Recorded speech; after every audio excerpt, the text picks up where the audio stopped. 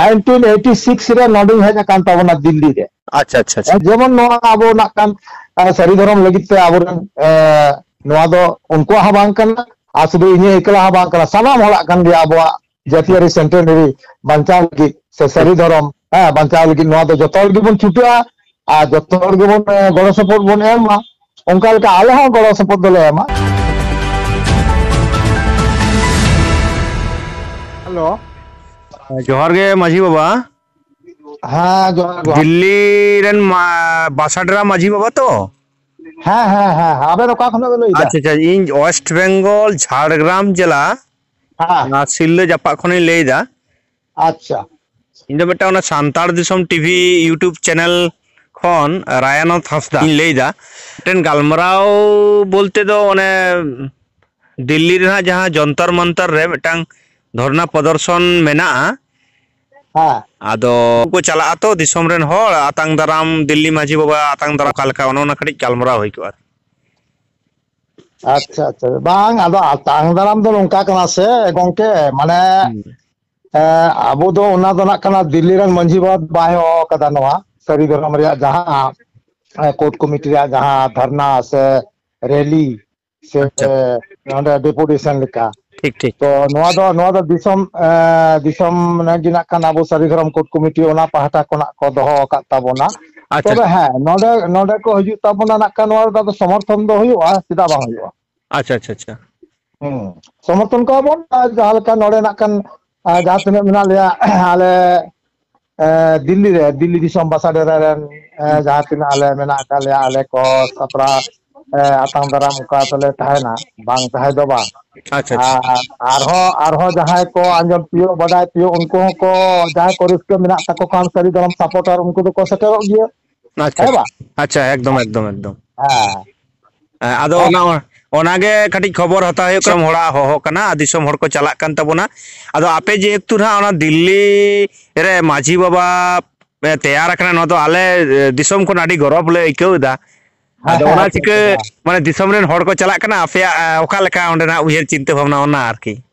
हाँ बादो ओना तो उयर बाय ओना आले मा आदि रस्क आगे जे तो दिसम कोना आबोरेन को हिजु कान तबोना बहा को आर आले मा दिसम रे रेंगे जला नोडे कमिले हेज कना नाला तुमुल नाला तुमुल हेज कता नोडे आले बासाडे राले बिना ओका आदो तुम्हारे पास दिसम कोना जदी को हिजु पेड़ा से जाना रे उनको तो आतम दराम मा लगती कान गे बांग्लिका तो और बांग उनका लका दबा न दो अलिन जथात कथा लिन मेने अच्छा अच्छा ना आबो दो आले सपोर्ट गे बांग सपोर्ट लका दबा अच्छा अच्छा एकदम हाँ और जहां नोआरे जदी जहां का कथा मेना ताहले खान तो हयतो उनी दो आलादा हयतो उनी तेलका बुझ कते मेना से बांग बुझ कते ओना आलादा बेपार बासान दो अली तो नोडे तो सुबोधदा फेट कोना तो प्रथम मतो नितो आलाला रबड़ कना इन दो नोडे अडी कोना बासिंदा कने नोडे दो इन दो होयो कने 1986 रे नोडे हेज कान ताबोना दिल्ली रे अच्छा अच्छा 86 खन मेना आकादिया और इन दो 1990 रे नोडे ओड़ा दोरिन बनाव कदा बासाडोरा आबो दिल्ली दिसम रे दो प्रथम मतो फर्स्ट माने इन नोडे ओड़ा इन बनाव का ताबोना हां ओना ते नितो दो नाकन बासाडोरा मेनते गिना कान चेटियर कोना किंतु उन दिन दो सरकारी चाकरी रे जोड़ा ताहा होते ता आबो समाजारी कमी लगी ते दो बन छुटो बन ताहे कना जतन हिड़ी लग गिए अच्छा तो नितो दो नाकन इन दो अदो कोन जीरो का ताहे ना कमी कान गया हमारे की ये लका मेना आदमी रिसर्च ये रेफर करे अच्छा तबे एनन कमी कान गे अदो उन चाप नितो दो कमी दो बनो सरकारी से दो अदो ओना तो ताबो समाजारी कमी लका तगी नाकन नोते हो नेल कना आ नोआ समाजारी काठामो मांझी बाबा जग मांझी परानी मोड़े बाबा बाको तहन खान दो आ नोआ काठामो कटेज बांग तहन कना गोंके हो नोका आ नेल में नोय आबेन दो जेतु माने टीवी चैनल पाटा से खना बे लेदा आ नोआ कथा अलिना नेल बे नोआ नोट दो को आबेन आबो नेल बड़ो बड़ो शहर रे मेना काट बुना बड़ो बड़ो शहर रे चलाव कना बन चलका ओंडे तो विशेष करे नौकरी जीवी लगी तिग बन चलाव कना नाला तुमुल बन चलाव कना ए पर ओंडे को बासाडरा दा ओंडे को सेटेलो कान ताबोना चाहे मुंबई रे हो चाहे बेंगलुरु हो चाहे बेंगालुरु हो चाहे हैदराबाद हो चाहे दिल्ली हो चाहे पंजाब हो चाहे कलकत्ता चाहे आसाम और एटा पोनक सब हुए है वासे ताल कान दो उनको ओले चलाव कते को बासाडरा कना ए पर उनका लेका आबो उनको चेक को बनाव कदा बड़ा है अडी जायगा गिली नेल दा गोटा भारत दिसम नि दालन कना अच्छा अलिंग ᱧᱮᱞ ᱠᱟᱫᱟ ᱩᱱᱠᱩ ᱪᱮᱫ ᱚᱸᱰᱮ ᱠᱚ ᱚᱱᱟ ᱠᱚᱨᱮ ᱠᱚ ᱵᱮᱱᱟᱣ ᱠᱟᱫ ᱛᱟᱵᱚᱱᱟ ᱣᱮᱞᱯᱷᱮয়াर एसोसिएशन माने ᱟᱵᱚ ᱣᱮᱥᱴ बेंगल ᱨᱮ ᱡᱟᱦᱟᱸ ᱵᱟᱠᱚ ᱢᱮᱱᱟ ᱯᱟᱲᱟ ᱯᱟᱲᱟ ᱠᱮᱞᱟ ᱦᱮᱸ अच्छा उनका लेकर को बनाव कदा ताले कना वेलफेयर एसोसिएशन और आबोआ मांझी एरिया जहां काठामो उना दो जुदो गी कारण दो कना आबोआ मांझी एरिया समाज रिया कमी दो आबोआ दो आलादा आबोआ दो रजिस्ट्रेशन दो बांग तान तबोना ठीक है और एकदम मांझी आबोरन मांझी बाबा जग मांझी बाबा नायके बाबा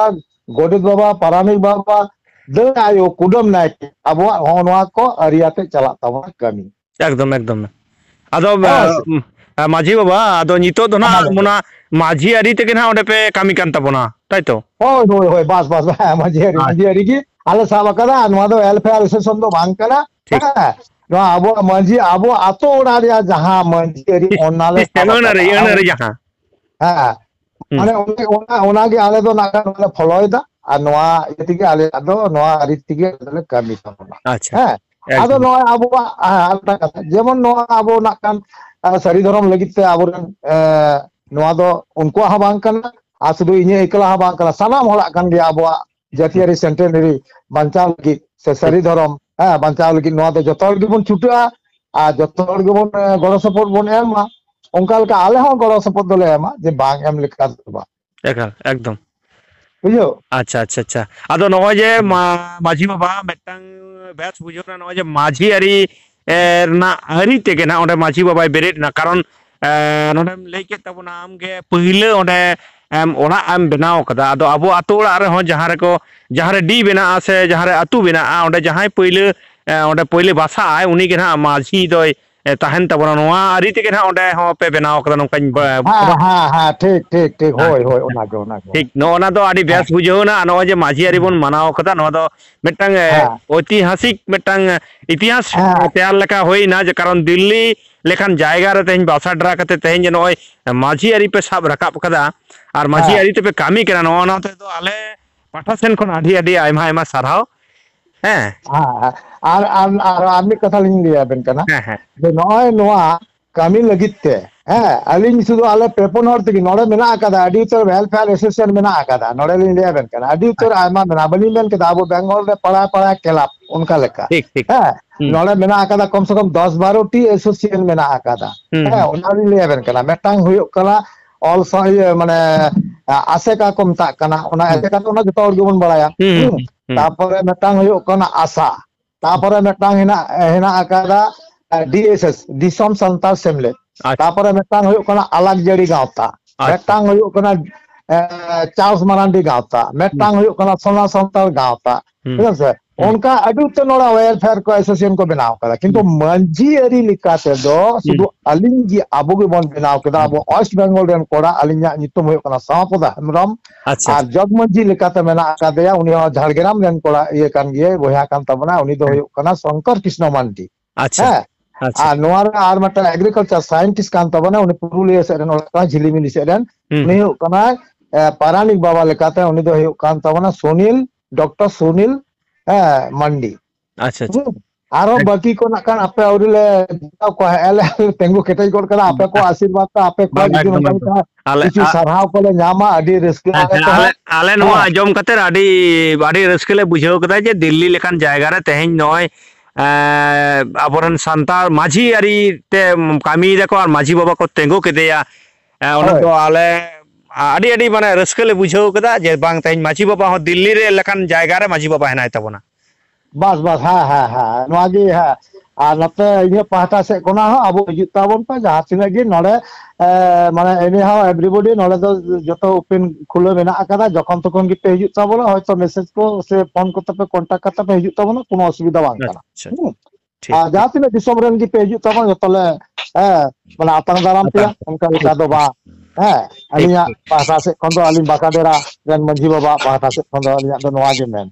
अच्छा पाटा से कौन अलिंग आबन अडी अडी लिंग सराह बिना अबन नवा जे को तो कथा कडी बन नोना अलिंग चे गोना बन दिस सुदिस कथा हो किछि बन बड़ा तना लिंग लेयात बिना मान kan जोहार ठीक ठीक है मा आयमा सराह तले जोहार के मा जोहार है